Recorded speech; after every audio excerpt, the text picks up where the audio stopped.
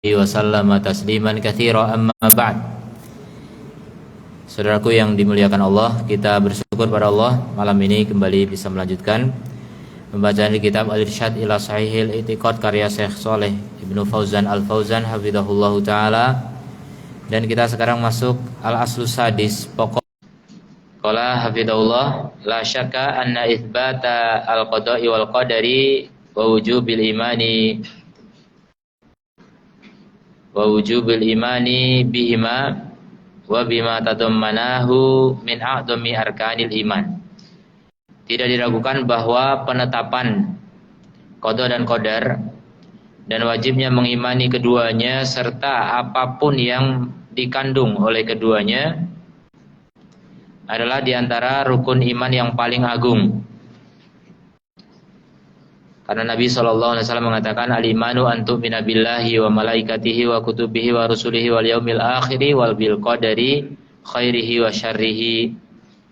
Jadi intinya dia masuk dalam apa? Rukun iman.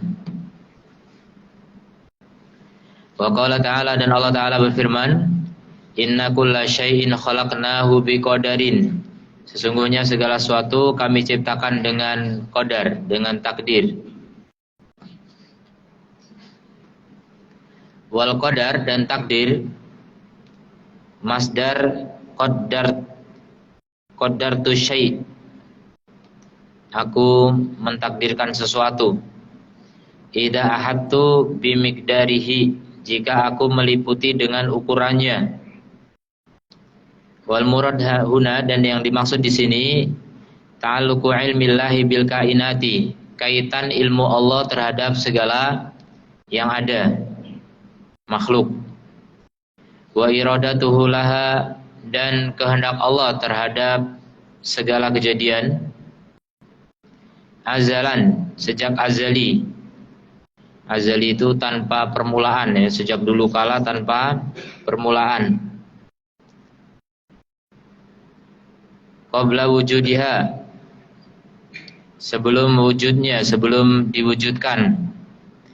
Fala yahdutsu syai'un, maka tidak terjadi sesuatu pun illa wa qad alimahullahu wa qaddarah, kecuali Allah sudah tahu dan Allah sudah takdirkan. Wa arada, dan Allah kehendaki. Wa madhabu ahlus sunnati wal jamaati huwa al-imanu bil qadari khairihi wa syarrihi, dan madhab ahlus sunnah wal jamaah adalah mengimani qadar yang baik maupun yang buruk, semuanya. Ahlus sunnah wal jamaah juga meyakini bahwa iman terhadap qadar itu mengandung 4 derajat, 4 tangga, atau bisa dikatakan 4 rukun juga, ya, karena kalau hilang satu dikatakan belum beriman kepada qadar. Beriman kepada qadar harus terdiri dari 4 rukun. Yang pertama, beriman terhadap ilmu Allah al-azali, yang sejak azali, ini yang tanpa permulaan tadi. Ilmu Allah itu sudah ada sejak dulu tanpa didahului ketidaktahuan, dan itu tidak ada awalnya, nggak tahu gimana, ya, al-awwal, azali, nggak bisa dilogikakan, ya. Otak kita nggak menjangkau perkara yang dulu tanpa permulaan, dulu sekali, nggak bisa dijangkau. Kalau abadi ke depan nanti selama-lamanya itu masih masuk akal, tapi kalau dulu tanpa permulaan, kapan itu? Otak kita nggak menjangkau, ya. Jadi itu namanya azali. Allah sudah tahu semuanya. Allah sudah tahu semuanya. Bikulli syai', segala sesuatu, qabla wujudihi, sebelum adanya.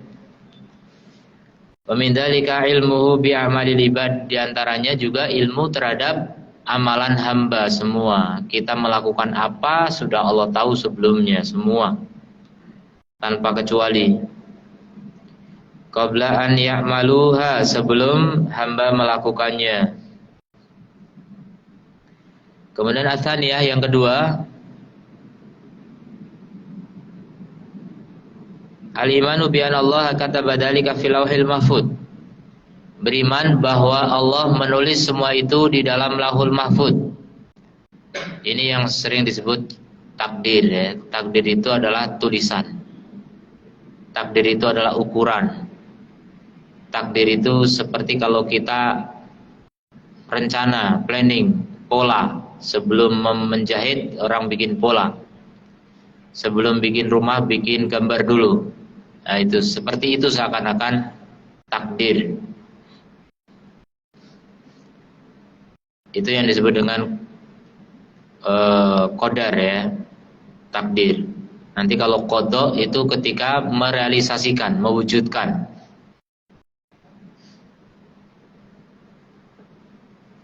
Jadi beriman terhadap penulisan segala kejadian sebelum terjadinya. Dan ini yang ditulis di Lauhul Mahfuz. Lauh Mahfuz. Lauh itu papan, mahfuz itu terjaga, papan yang terjaga. Jadi bukan buku ya, dia hamparan, satu papan gitu.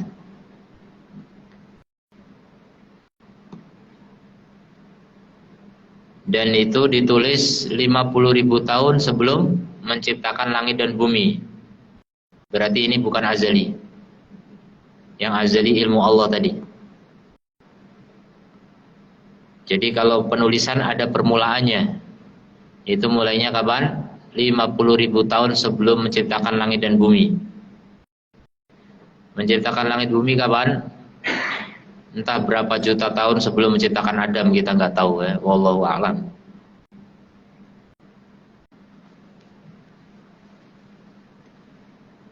Kemudian yang ketiga, al-iman bi masyiatillahi syamilah likulli haditsin.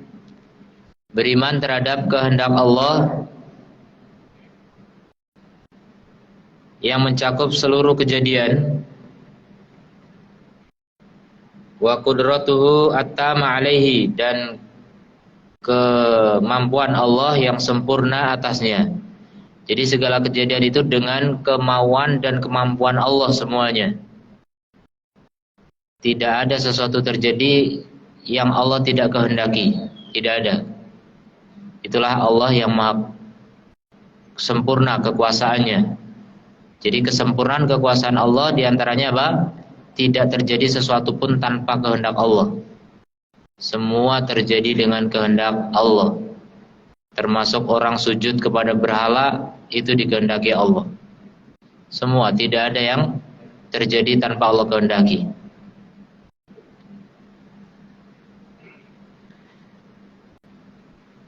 Dan itu kehendak Allah terhadap kejadian-kejadian yang ada pada makhluk berdasarkan apa? Ilmu yang berdasarkan tulisan yang Allah telah tulis dalam Lauhul Mahfuz. Sementara tulisan berdasarkan apa? Ilmu. Jadi pertama kali dari ilmu Allah tadi. Itulah darajat ya, disebut darajat itu tingkatan ya, dari mulai ilmu dulu, kemudian penulisan, kemudian dikehendaki baru bisa terjadi, tapi belum terjadi juga. Sampai apa? Yang keempat, al-imanu bi ijadillahi likulli makhluqat, mengimani perwujudan atau pengadaan Allah terhadap makhluk, terhadap kejadian. Jadi sudah dikehendaki baru diwujudkan. Nah itu yang keempat, perwujudan atau penciptaan. Allah menciptakan segala kejadian. Wa annahu al-khaliq wahdahu, dan Allah itulah pencipta sendiri. Tidak ada yang lain. Wa ma siwahu makhluk, dan selain Allah semua adalah makhluk.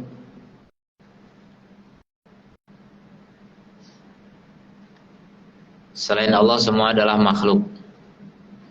Dan Allah tidak butuh kepada makhluk.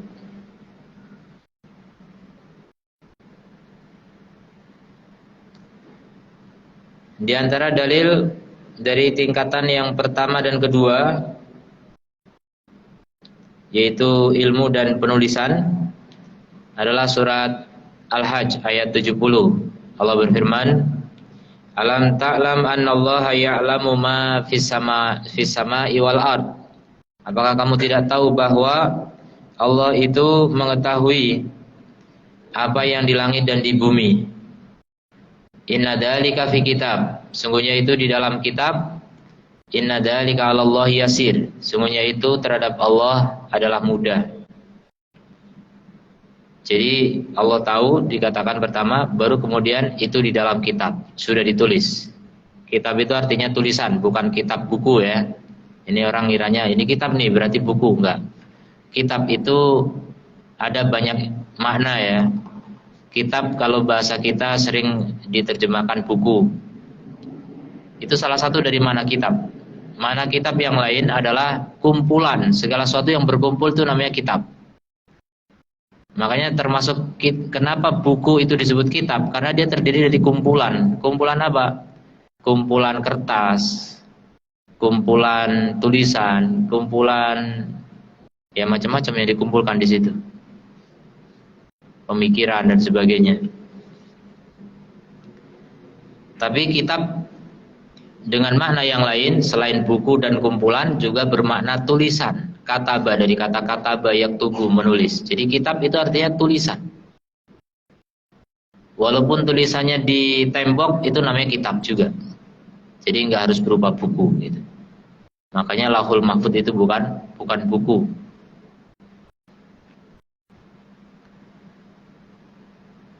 Catatan amal itu buku bukan? Malaikat mencatat amal kita di buku atau di bukan? Atau di yang lain? Dalam riwayat disebutkan sijilat. Sijilat itu gulungan. Jadi bergulung-gulung, bukan berupa buku lembaran-lembaran gitu. Halaman-halaman enggak, tapi gulungan. Kalau dijulurkan sejauh mata memandang. Nah, itu catatan malaikat. Jadi tidak harus kitab. Kemudian di antara dalil tingkatan yang ketiga, apa tingkatan ketiga tadi? Kehendak. Allah menghendaki segala sesuatu. Adalah surat At-Takwir ayat 29. Wa ma tasyauna illa ayyasha Allah Rabbul Alamin. Kalian tidak menghendaki kecuali Allah menghendaki. Rabb semesta alam. Jadi kehendak kita di bawah kehendak Allah. Kalau kita menghendaki sesuatu, pasti itu sudah dikehendaki oleh Allah Azza wa Jalla. Tidak bisa tidak.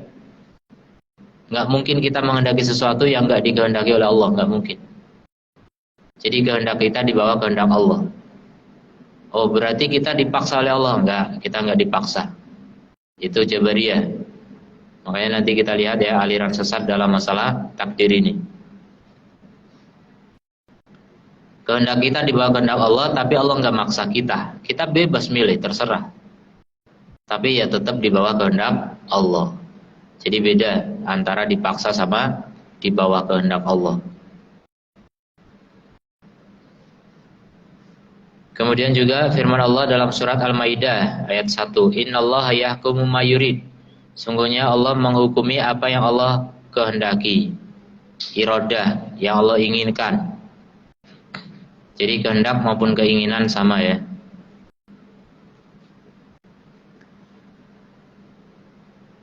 Kemudian dalil yang keempat, tingkatan yang keempat, yaitu ijad atau al-khalqu ya, penciptaan atau pengadaan. Surat Az-Zumar ayat 62. Allahu khaliqu kulli syai'. Allah pencipta segala sesuatu. Jadi segala sesuatu ini mencakup benda-benda dan perbuatan-perbuatan. Karena perbuatan itu juga sesuatu. Perbuatan itu juga diciptakan Allah. Atau kejadian juga diciptakan Allah. Misalnya kejadian bencana alam, itu diciptakan Allah. Kecelakaan diciptakan Allah. Ada orang sholat diciptakan oleh Allah. Jadi dia sholat pun diciptakan oleh Allah. Itu semuanya makhluk. Yang sholat makhluk, sholatnya sendiri juga makhluk. Ya, jadi perbuatan hamba itu juga makhluk. Makhluk artinya diciptakan, Allah yang menciptakan. Kemudian dalam surat Yasin ayat 81, wa huwal khallaqul alim, dan dia maha pencipta, maha mengetahui. Disebut maha kenapa? Karena segala sesuatu diciptakan oleh Allah. Segala sesuatu diciptakan oleh Allah. Kemudian wa takdiru naw'ani, dan takdir itu ada dua macam. Yang pertama takdir umum, yang kedua takdir rinci. Takdir global sama takdir rinci. Takdir umum syamil likulli kain, mencakup segala kejadian. Takdir umum itu apa? Mencakup segala kejadian. Wa huwal maktub fil lauhil mahfuz, dan dia ditulis di lauhul mahfuz. Ini yang umum. Faqad kataballahu fihi maqadir kulli syai'. Allah sudah mencatat di sana takdir-takdir, ukuran-ukuran segala sesuatu. Ila antaku masa'ah, sampai kiamat, sampai tegak kiamat.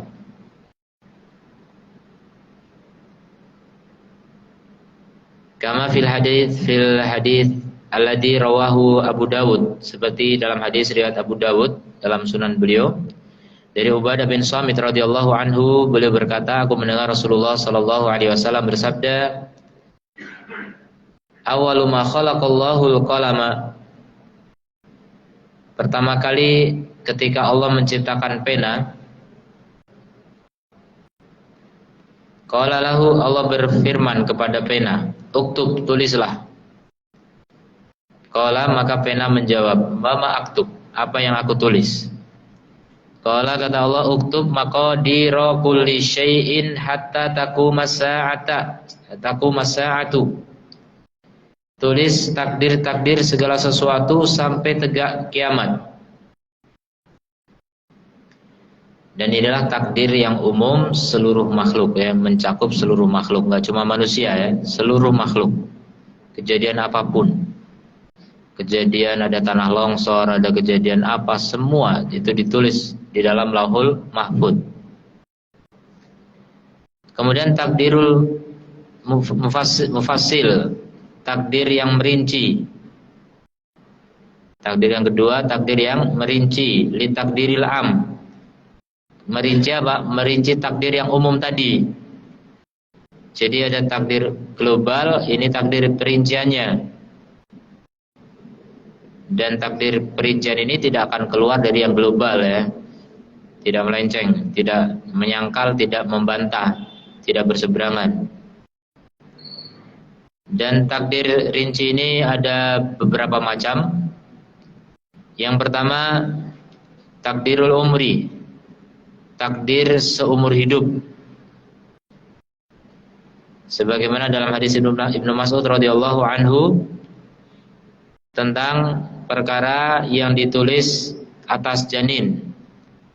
Jadi ketika janin di perut ibu umurnya 4 bulan 120 hari,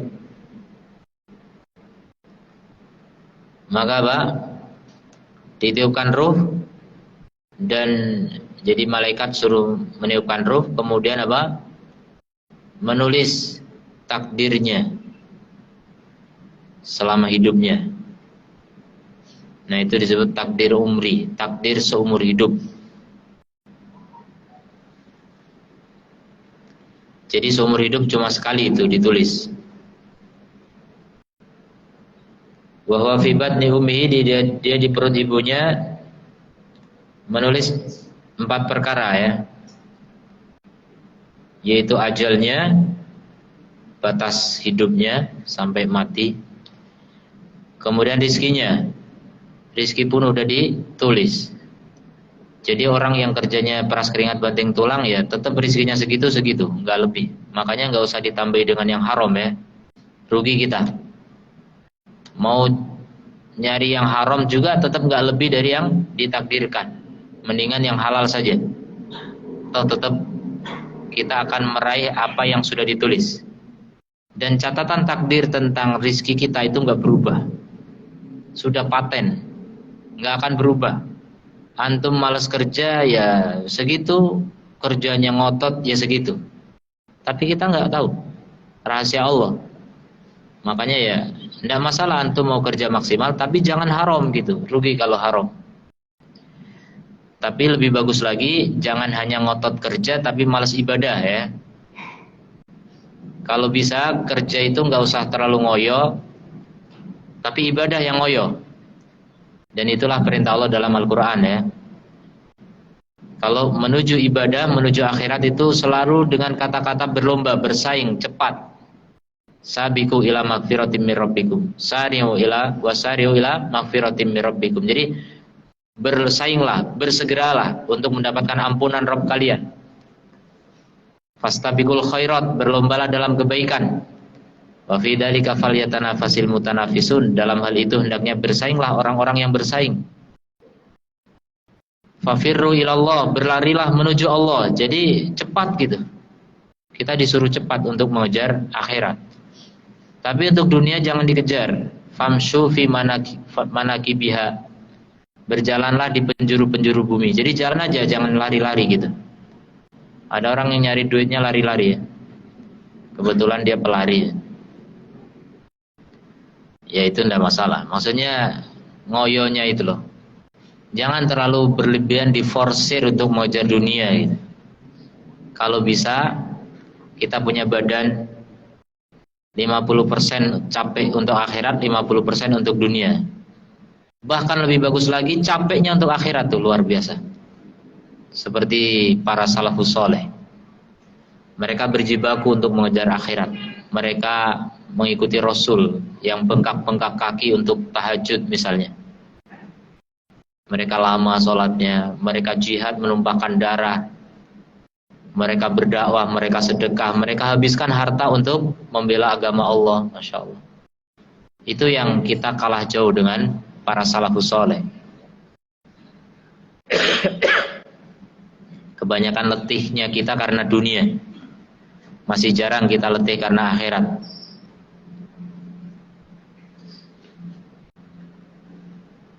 Jadi rizki itu udah ditulis ya, nggak usah terlalu berlebihan. Jangan sampai ngambil yang haram. Wa amalihi, kemudian yang ketiga amalnya. Amal kita juga udah ditulis. Nah kalau amal silakan bersungguh-sungguh gitu, habiskan tenaga untuk beramal, amal soleh, maksimalkan. Tapi kan tetap ya, sesuai yang ditulis. Iya, cuma kan kita nggak tahu yang ditulis seberapa gitu. Kita dimotivasi dalam banyak ayat, dalam banyak hadis untuk beramal itu sebanyak mungkin, sebaik mungkin. Bukankah Allah menciptakan kehidupan dan kematian untuk menguji kita? Menguji untuk menilai siapa yang paling bagus amalnya. Jadi kita harus bersaing untuk memperbagus amal gitu.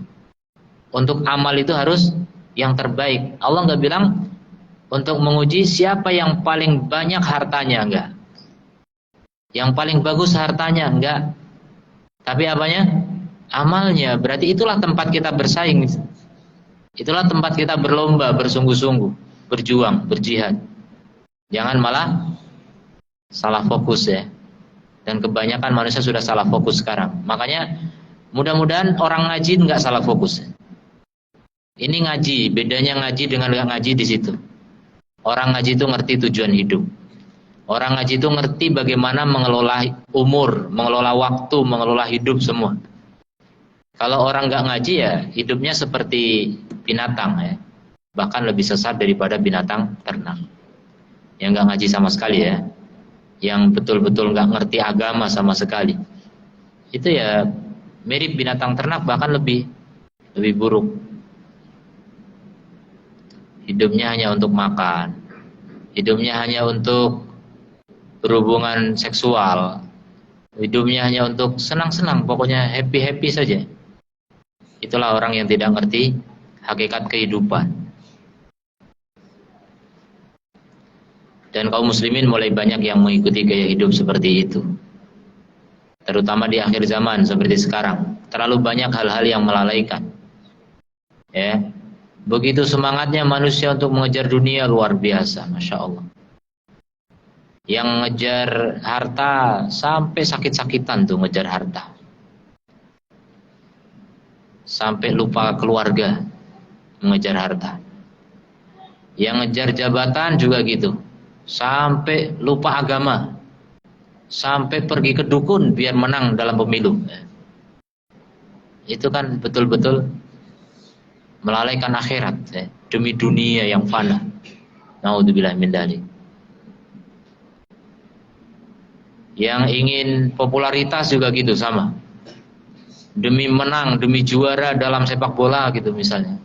Mati-matian itu dikeluarkan biaya, negara bisa menghabiskan triliunan. Tapi untuk mengejar akhirat nggak ada. Coba kalau negara itu menggulirkan dana besar untuk apa? Demi orang itu beribadah pada Allah semua, itu kan luar biasa itu. Itu pemerintah super hebat itu. Ada nggak kira-kira? Belum, nanti Imam Mahdi itu ya.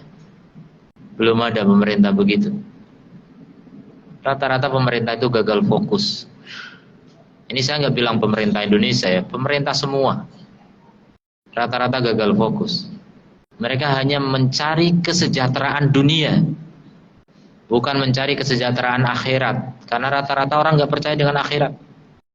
Bahkan banyak sistem pemerintahan yang memisahkan antara urusan pemerintah dengan agama.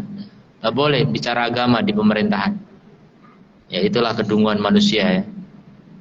Nggak ngerti hidup itu untuk apa. Kemudian yang keempat adalah ditulis syaqawatihi wa sa'adatihi. Sengsara atau bahagia. Nah, ini kesimpulan terakhir. Sengsara itu maksudnya masuk neraka, bahagia itu maksudnya surga. Jadi sudah ditulis, semua kita sudah ditulis. Semoga kita ditulis surga semua. Allahumma amin. Dan semua yaitu kalau nggak surga neraka. Kalau nggak surga neraka sudah ditulis semua. Dan itu sudah final, sudah fix, tidak bisa dihapus tulisan itu. Rufi'atil aqlam wa jaffatis suhuf. Pena-pena takdir sudah diangkat dan lembaran sudah kering. Jadi nggak ada lagi penghapusan. Kemudian yang kedua dari takdir yang merinci adalah takdir hauli. Takdir tahunan, haul. Antum pernah tahu istilah haul? Apa itu haul? Ulang tahun. Kematian. Kalau orang ulang tahun kelahiran HUT. Kalau kematian haul. HUL. Kalau ini HUT, hari ulang tahun kelahiran. Jadi beda-beda dikit. Sama-sama ulang tahun.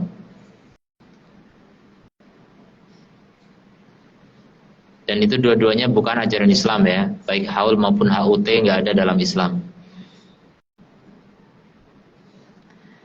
Jadi takdir hauli itu takdir tahunan. Maksudnya apa? Setiap tahun diperbarui. Maksudnya diperbarui itu ditulis ulang. Ditulis ulang merujuk kepada takdir yang sebelumnya. Takdir umri merujuk kepada takdir apa tadi? Azali. Jadi gitu, takdir azali, takdir umri, takdir hauli, terus nanti ada takdir berikutnya lagi. Jadi itu cuma perincian lagi. Semua merujuk kepada catatan yang sebelumnya yang lebih global. Makin ke bawah makin rinci. Jadi takdir tahunan setiap tahun. Kapan itu terjadi? Ketika Lailatul Qadar. Makanya disebut Lailatul Qadar. Qadar itu takdir. Di antara makna qadar itu takdir. Lailatul Qadar atau Lailatul Qadr. Qadr itu kemuliaan. Jadi dia bisa disebut malam takdir dan malam kemuliaan. Dua-duanya memang. Bahwa ma yuqaddaru fi Lailatul Qadr adalah yang ditakdirkan pada malam Lailatul Qadr. min waqa'i'il am, dari kejadian setahun. Jadi sejak Lailatul Qadar itu ditulis lagi takdir selama setahun ke depan untuk masing-masing kita semua. Setiap kita ada catatannya masing-masing. Sampai setahun ke depan, sampai sebelum Lailatul Qadar lagi. Sebagaimana kata Allah, fiha yufraqu kullu amrin hakim. Pada malam itu diputuskan segala perkara dengan bijaksana. Jadi diputuskan lagi oleh Allah segala perkara dengan hikmah. Hikmah artinya tepat, tidak ada yang salah Allah dalam menetapkan takdir. Kemudian yang ketiga, takdir perincian yang ketiga adalah takdir yaumi. Takdir yaumi, harian. Bukan yaumi ya, kalau yaumi itu ya ibu gitu. Ini yaumi, harian.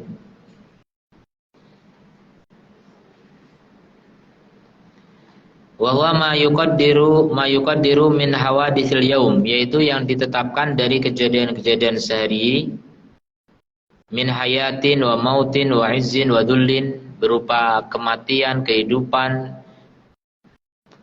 kemuliaan, kehinaan dan sebagainya ya, naik turunnya kehidupan manusia setiap harinya. Kesehatan, sakit dan sebagainya.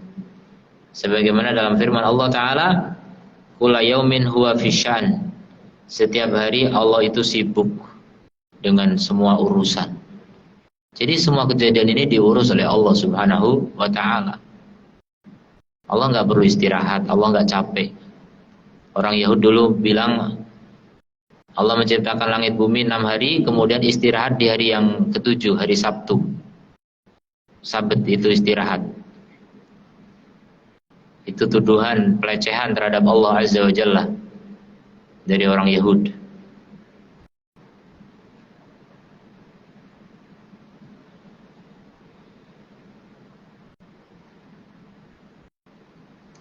Kemudian wala budda lil muslim minal imani bil qadaril am wa tafasilihi. Muslim itu harus beriman terhadap takdir umum, takdir azali, dan juga takdir-takdir perinciannya, semua wajib diimani. Sebagian juga ada yang menyebutkan takdir harian adalah tulisan malaikat terhadap amal kita. Ada yang berpendapat demikian ya. Wallahu a'lam mana yang lebih tepat. Faman jahada syai'an minha, siapa yang mengingkari sebagian dari takdir-takdir itu tadi, berarti totalnya ada 4 ya. Azali, umri, hauli, yaumi. Siapa mengingkari sebagian dari itu, lam yakun mu'minan bil qadar, maka dia tidak beriman kepada takdir. Dan siapa yang tidak beriman kepada takdir, berarti dia mengingkari satu rukun dari rukun-rukun iman. Dan orang yang mengingkari rukun iman, berarti dia belum beriman, alias apa? Kafir. Bisa kafir orang yang tidak beriman kepada perincian takdir tadi. Kama alaihil firqah al-qadariyah, seperti firqah al-qadariyah. Qadariyah, namanya qadariyah, diambil dari kata qadar, takdir, tapi maksudnya nggak percaya takdir. Namanya mengandung penafian itu. Seperti di Irak dulu ada Hizbul Ba'as. Di Irak ada partai kebangkitan, itu partainya Saddam Hussein. Itu dikafirkan oleh ulama karena Hizbul Ba'ats itu mengingkari hari kebangkitan. Jadi Saddam Hussein itu dikafirkan oleh sebagian ulama.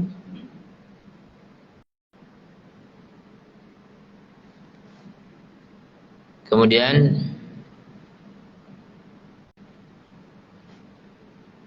jadi qadariyah ad-dolah allati tungkirul qadar, yang mereka mengingkari qadar.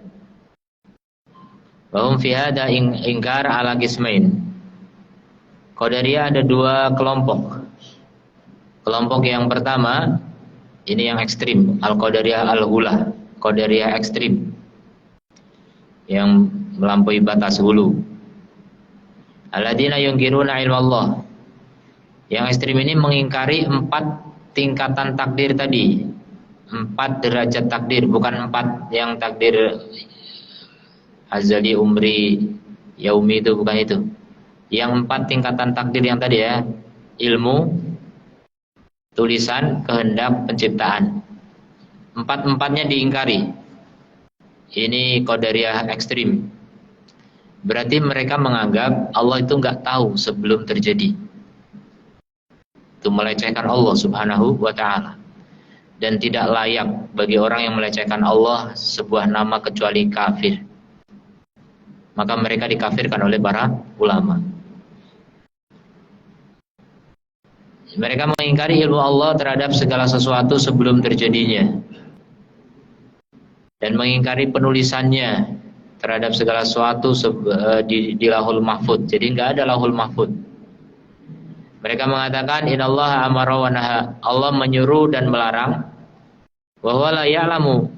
Dan Allah nggak tahu siapa yang bakal taat, siapa yang bermaksiat. Allah nggak tahu.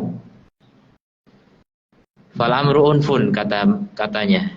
Segala perkara itu tiba-tiba ada gitu. Jadi nggak ada perencanaan sebelumnya, itu unfun. Kebetulan ya, semua serba kebetulan. Artinya Allah nggak tahu. Kalau bagi kita kan ada istilah kebetulan, bagi Allah nggak ada kebetulan, karena bagi Allah semuanya sudah ditakdirkan, sudah dirancang.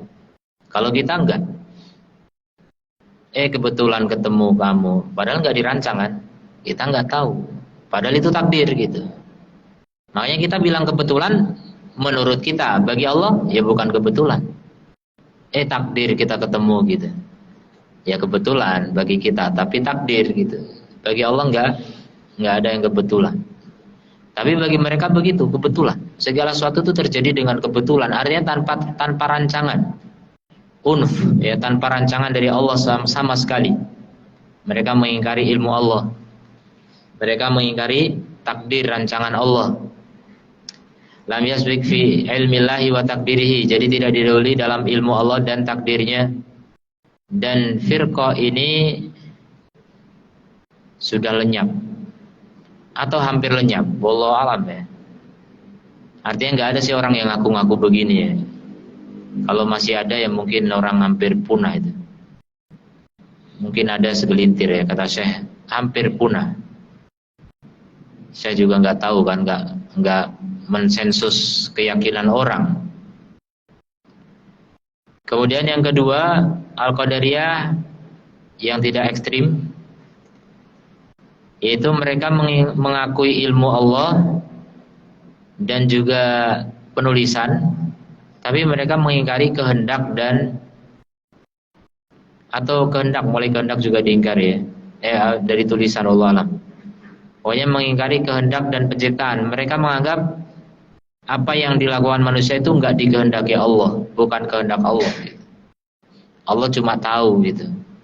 Nah ini yang kedua. Nah ini pelin-pelan sebenarnya. Mengakui ilmu tapi nggak mengakui irodah. Walakinnaha tanfi dukhula af'alil ibadi fil qadar. Jadi mereka menafikan perbuatan hamba di dalam takdir. Mereka mengakui adanya takdir tapi dikecualikan perbuatan hamba. Mungkin takdir kejadian alam gitu mereka akui, tapi perbuatan hamba enggak. Kata mereka perbuatan hamba nggak masuk ke dalam takdir. Ini qadariyah yang tidak ekstrim. Wa tazumu anna makhluqah lahum istiqlalan. Mereka menganggap perbuatan hamba itu adalah perbuatan ciptaan hamba itu sendiri. Jadi hamba menciptakan perbuatannya. Nah itulah kenapa akhirnya qadariyah disebut majusi umat ini. Karena majusi itu menyembah dua Tuhan. Tuhan baik sama Tuhan buruk, Tuhan terang sama Tuhan gelap. Mereka orang qadariyah menganggap setiap orang menciptakan perbuatannya, berarti banyak sekali pencipta ya. Sang pencipta nggak cuma Allah. Semua manusia menciptakan perbuatannya masing-masing tanpa campur tangan Allah, itu maksudnya. Itulah kenapa mereka disebut Majusi. Lebih parah dari Majusi ya. Majusi cuma dua Tuhannya. Mereka Tuhannya sejumlah manusia plus Allah. Luar biasa. Lam yakhluk Allah. Jadi Allah nggak menciptakan perbuatan manusia. Walam yuridhu, bahkan Allah nggak menghendakinya. Dan inilah madhab Mu'tazilah ya. Jadi Mu'tazilah, Aqlaniyun, ahli akal, mereka begitu, kaum rasionalis. Hati-hati dengan orang yang sering mengandalkan akal. Banyak ini, hari ini banyak sekali. Dan saya ketemu juga orang yang aku Mu'tazilah, terang-terangan mengatakan saya Mu'tazilah, gitu bilang. Seorang mahasiswa, seorang dosen juga ya, mengatakan begitu.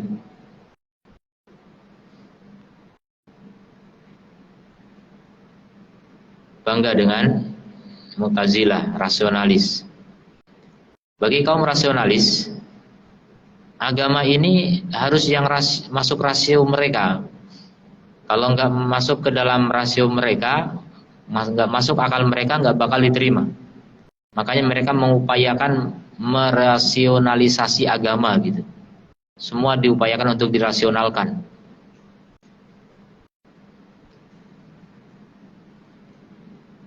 Wa qabalathum ta'ifatun qalat fi isbatil qadar. Kemudian mereka berlawanan dengan kelompok yang berlebihan dalam penetapan qadar.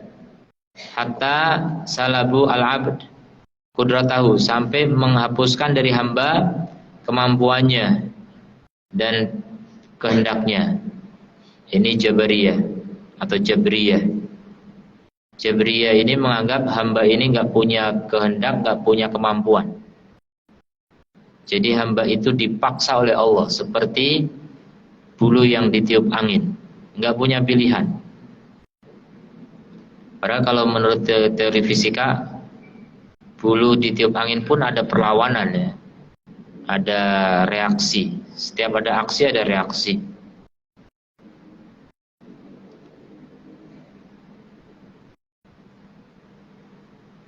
Wa qalu innal 'abda mujbarun. Kata mereka, hamba itu dipaksa ala fi'lihi, untuk melakukan perbuatannya. Walidzalika sumu bil jabriyah. Makanya mereka disebut Jabriyah. Jabriyah gitu aslinya, tapi banyak yang menyebutnya Jabariyah. Wa kilal madhabaini batil. Dua madhab ini sama-sama batil. Cuma yang ulat tadi kafir ya, Qadariyah yang ulat, yang ekstrim. Kalau yang lainnya ini tidak kafir. Di adilatin katsirah. Jadi batil berdasarkan dalil-dalil yang banyak. Di antaranya firman Allah Ta'ala, liman syaa minkum an yastaqim, bagi siapa yang menghendaki di antara kalian untuk istiqomah. Jadi berarti hamba itu punya kehendak. Wa ma tasyauna illa ayyasha'allahu rabbul alamin, dan mereka tidak menghendaki kecuali apa yang Allah kehendaki oleh Allah Rabb semesta alam. Ini menunjukkan Allah itu kehendaknya di atas kehendak makhluk. Berarti kehendak makhluk sudah dikehendaki oleh Allah. Berarti takdir itu ada gitu. Itulah keyakinan Ahlussunnah wal Jamaah. Ini dua ayat sekaligus membantah Qadariyah dan Jabriyah.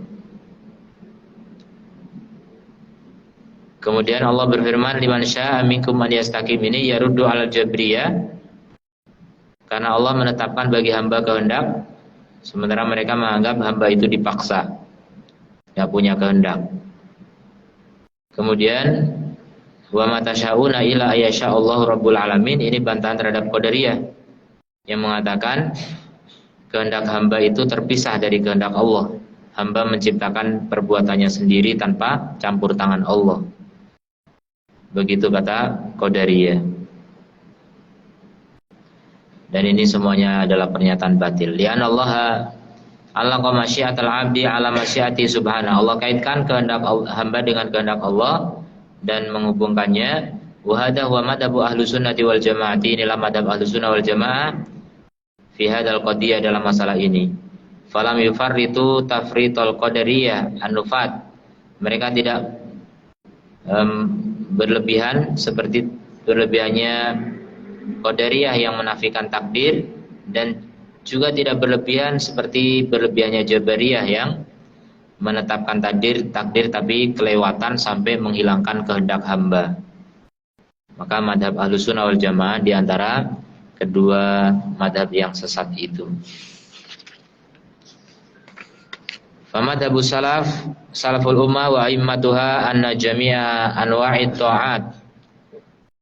Madhab para salaf dan para imam Ahlussunnah wal Jamaah bahwa seluruh macam ketaatan dan kemaksiatan, kekufuran dan kerusakan terjadi dengan qada dan qadarnya Allah Ta'ala. Karena tidak ada pencipta kecuali Allah. Maka perbuatan hamba semuanya adalah makhluk bagi Allah, makhluk milik Allah. Khairuha wa syarruha, yang baik maupun yang buruk, yang bagus maupun yang jelek. Wal abdu ghairu majbur, dan hamba itu tidak dipaksa oleh Allah ala af'alihi untuk melakukannya.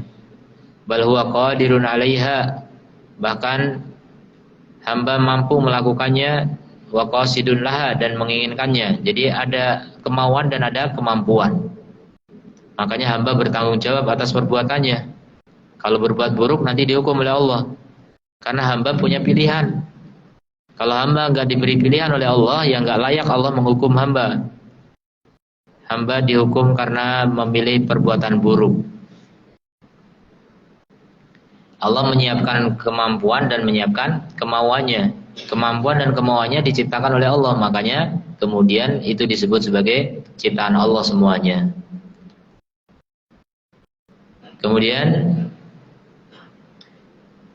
berkata Syekhul Islam Ibnu Taimiyah rahimahullah taala, al-a'malu wal aqwalu wat ta'at, amalan, ucapan dan ketaatan dan kemaksiatan dia dari hamba.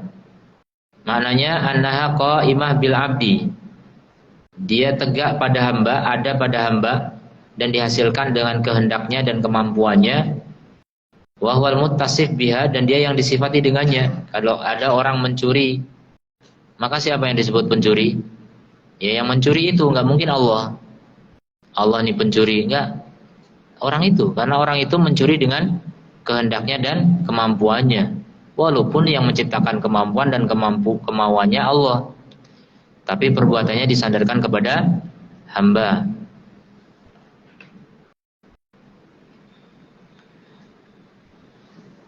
Wa huwa mutasibun biha wal mutaharrik biha, yang bergerak dengannya, alladzi ya'udu hukmuha alaihi, yang kembali hukumnya kepadanya.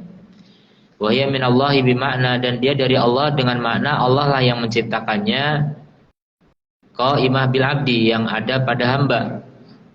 Wa ja'alaha amalan lahu wa kasban, kemudian Allah jadikan itu sebagai amal hamba dan perolehan dari hamba. Sebagaimana Allah menciptakan musabbabat bi asbabiha, segala akibat Allah ciptakan bersama sebabnya. Jadi tidak ada akibat tanpa Allah ciptakan juga sebabnya. Maka Allah pencipta segalanya. Allah pencipta sebab dan Allah pencipta akibat. Fahiya minallahi makhluqah lahu, maka itu dari Allah adalah makhluknya Allah, dan dari hamba adalah sifat yang tegak pada hamba. Waqi'ah bi qudratihi wa kasbihi, terjadi dengan kemampuan dan perbuatannya. Kama idza qulna, sebagaimana kalau kita katakan hadhihi thamarah minasyajarah, buah ini dari pohon. Wa hadza zar' minal ard, dan tanaman ini dari tanah. Bimana anau hadatsa fiha, artinya terjadi pada tanah itu. Wa minallah, dan dari Allah. Bimana anau khalaqahu minha, khalquhu minha, jadi penciptaan Allah darinya. Lam yakun bainahuma tanakut, jadi itu tidak bertentangan ya. Ini buahnya siapa? Buahnya pohon apa buahnya Allah? Bisa dibilang buahnya pohon, bisa juga dibilang buahnya Allah. Kenapa disebut buahnya pohon? Ya karena itu buah yang muncul dari pohon itu. Kenapa disebut buahnya Allah? Ya karena buah itu dan pohon itu Allah juga yang menciptakan gitu. Jadi dua-duanya terjadi, tidak bertentangan ya, tidak bisa dipertentangkan juga. Berkata As-Safarini rahimahullah taala, walhasil anna madhab salaf, kesimpulannya bahwa madhab salaf dan ahli tahqiq dari ahli sunnah wal jamaah, anallaha ta'ala khalaqa qudratal abd wa iradatahu. Allah menciptakan kemampuan hamba dan keinginannya dan perbuatannya, dan bahasanya hamba melakukannya dengan perbuatannya secara hakiki, dan hamba yang mengadakan perbuatannya itu. Wallahu subhanahu ja'alahu fa'ilan. Allah menjadikan hamba itu sebagai pelaku untuk perbuatannya, muhditsan lahu, yang mengadakannya. Kata Allah, wa ma tasyauna illa ayyasha Allah. Mereka tidak berkehendak kecuali apa yang Allah kehendaki. Fa athbata masyi'ah al-'abd, maka Allah tetapkan adanya kehendak pada hamba. Dan Allah menghabarkan bahasanya kehendaknya tidak terjadi kecuali dengan kehendak Allah. Wa hadza sharihu qouli ahli sunnah. Inilah kejelasan pernyataan ahlu sunnah wal jamaah dalam penetapan kehendak bagi hamba. Wa na la takunu illa bi masyiati rabbi, dan kehendak hamba tidak terjadi kecuali dengan kehendak Rabb. Selesai perkataan As-Safari ini rahimahullah. Wa aqulu, dan aku katakan, kata Syekh Shalih Fauzan hafizahullah, inna mimma yu'ayyidu hada, di antara perkara yang mendukung ini, anallaha a'tal insan, bahasanya Allah memberikan bagi manusia aklan, memberi akal, wa qudratan, dan juga kemampuan, wa ikhtiyaron, pilihan atau kemauan, wala yuhtasabu fi'luhu lahu au alaihi, dan tidak dihitung perbuatannya untuknya atau atasnya, illa idza tafarat fihi hadil quwa, kecuali kalau terpenuhi padanya tiga energi ini, tiga kekuatan ini, yaitu apa? Akal, kemampuan, dan kemauan. Kalau tidak terpenuhi tiga ini, maka tidak ada hukuman dan tidak ada pahala. Apa itu maksudnya? Jadi ada di antara perbuatan kita yang kita nggak kehendaki. Ada nggak? Hah? Kita melakukan sesuatu tapi kita nggak menghendaki. Ada nggak? Bingung ya? Kalau kita nggak menghendaki, maka kita nggak dihukum oleh Allah kalau salah. Apa contohnya? Contohnya ngelindur. Antum pernah ngelindur nggak? Pas ngelindur ada niat nggak? Nggak ada niat. Ada orang tidur bersebelahan, ngelindurnya dorong-dorong kawannya, pas didorong kecemplung jurang. Dosa nggak? Tidak berdosa. Karena itu tanpa niat, tanpa kehendak. Nih contoh, jadi kita bisa berbuat sesuatu yang tidak kita kehendaki, maka Allah nggak hukum kalau nggak ada kehendak dari kita. Allah hukum kita, atau Allah beri pahala kepada kita kalau terpenuhi tiga: akal, kemampuan, kehendak. Kemampuan. Sering dua itu cukup, tapi akal melengkapi ya. Jadi itu syaratnya, agar amal kita diterima Allah harus ada tiga ini. Kalau enggak. Itu contoh ngelindur. Contoh yang lain misalnya kecelakaan. Kecelakaan itu umumnya tidak diniati. Kecuali orang yang niat-niat kecelakaan gitu, nabrak-nabrak niat, itu ada ya. Ada juga ada. Tapi kan rata-rata orang kecelakaan enggak niat. Udah hati-hati di jalan ketabrak. Atau dia nabrak orang mati. Dosa enggak? Dosa enggak itu? Dia udah hati-hati maksudnya, berusaha untuk tidak nabrak, ternyata nabrak. Karena nggak kelihatan misalnya gelap, atau orang tiba-tiba nyelonong gitu kan, kita nggak tahu. Jalan santai ada nyelonong, seperti waktu itu di bayinya Sat Soleh itu, nyelonong di depan mobil, ketabrak mati. Itu yang nabrak dosa nggak? Tidak.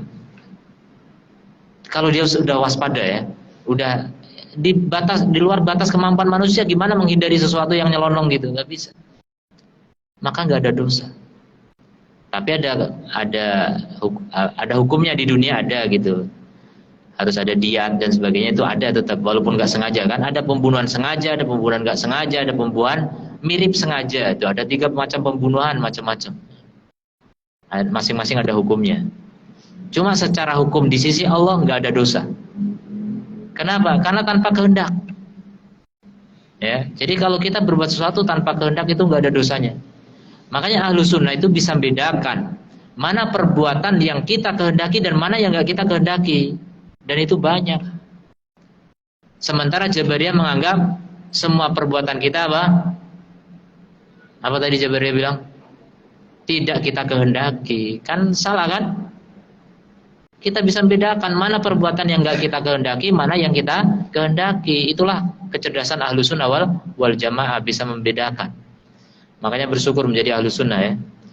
Tapi kalau udah terlanjur sesat menjadi Jabariyah memang susah ya. Dan banyak di Indonesia ini Jabariyah. Qadariyah juga banyak. Qadariyah rata-rata kaum aqlaniyun. Jabariyah rata-rata kaum yang malas mikir, itu Jabariyah. Orang yang sering mengatakan hidup ini cuma seperti wayang, itu Jabariyah. Wayang itu punya kehendak enggak? Digerakin sama dalang, punya kehendak? Enggak punya. Nah, orang mengibaratkan hidup seperti wayang, itu Jabariyah. Kita itu punya kehendak, enggak seperti wayang.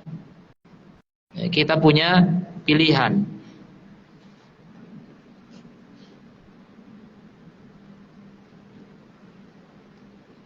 Jadi tidak dihisap perbuatannya lahu au alaihi, baik untuknya atau atasnya, kecuali jika terpenuhi 3 syarat tadi ya. Akal, kemampuan, dan kemauan. Contoh lagi yang enggak punya akal. Orang gila berzina, dosa enggak? Enggak berdosa. Enak ya? Antum mau berzina tanpa dosa? Ya silakan, gila dulu. Kalau saya enggak mau ya, mending waras. Jadi orang, kalau antum tiba-tiba jalan telanjang, dosa enggak? Dosa. Kalau gila? Enggak dosa. Dan orang paling enak itu jadi orang gila. Maksudnya dia itu no problem hidupnya, sudah nggak punya problem. Karena problemnya udah lengkap ya kan. Jadi kalau orang masih waras, itu masih rawan digunjing orang ya nggak. Tapi kalau udah gila, nggak bakal digunjing orang. Itu orang kok telanjang, gila, oh gila, ya udah. Kalau udah tahu gila udah selesai. Tapi kalau waras, itu masih jadi viral itu kemana-mana. Makanya kalau mau tenang miriplah orang gila gitu, ya. Maksudnya agak cuek-cuek dikit gitu, itu lebih tenang. Maksudnya nggak peduli dengan urusan orang, nggak peduli dengan omongan orang. Itu orang gila nggak pernah mikirin omongan orang, terserah, cuek dia. Makanya tenang dia. Orang gila itu paling bahagia karena apa? Apapun yang terjadi selalu tersenyum, ya kan? Dan itu solusi dari segala masalah. Orang gila nggak pernah cemberut, selalu senyum. Tapi ada juga yang cemberut ya, kasihan udah gila cemberut pula. Jadi orang gila itu nggak pakai akal perbuatannya, maka tidak ada hisab. Dia orang gila punya pilihan nggak? Punya. Masa orang gila nggak punya pilihan? Mau nggak nih duit? Itu milih dia, mau nggak mau kan? Mau, punya pilihan berarti. Tapi punya akal nggak? Nggak punya. Akalnya, otak ada, cuma akalnya dicabut oleh Allah, makanya gila. Jadi orang gila berbuat itu tidak dihisap oleh Allah, karena dihukumi tidak memiliki kehendak yang sempurna. Tidak ada taklif, karena sudah tidak berakal. Maktuh, bahkan orang maktuh itu orang yang idiot. Ini nggak gila, cuma idiot. Daya nalarnya lemah gitu. Umurnya 17 tapi kayak umur bayi gitu, kayak umur 3 tahun kan ya namanya, berarti nggak mampu dia, bukan mukallaf. Segala perbuatan anak yang seperti itu nggak dosa.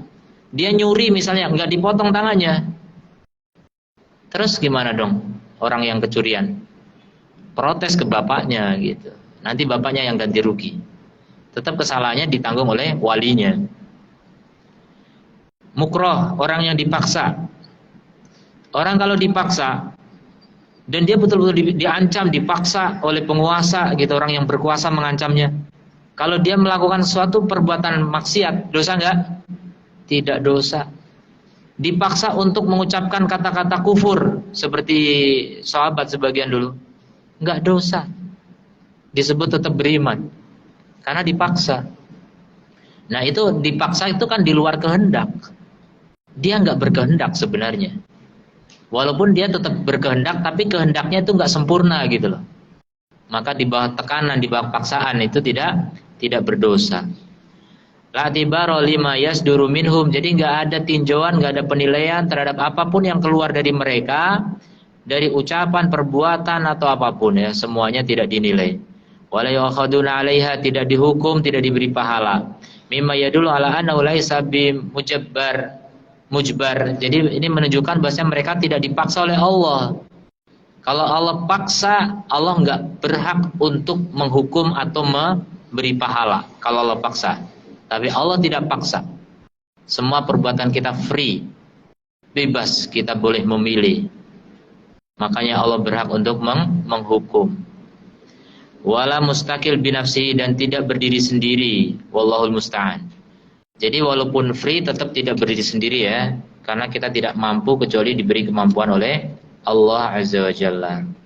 Demikian, mudah-mudahan paham. Subhanakallahumma wa bihamdika asyhadu an la ilaha illa anta astaghfiruka wa atubu ilaik. Assalamualaikum warahmatullahi wabarakatuh.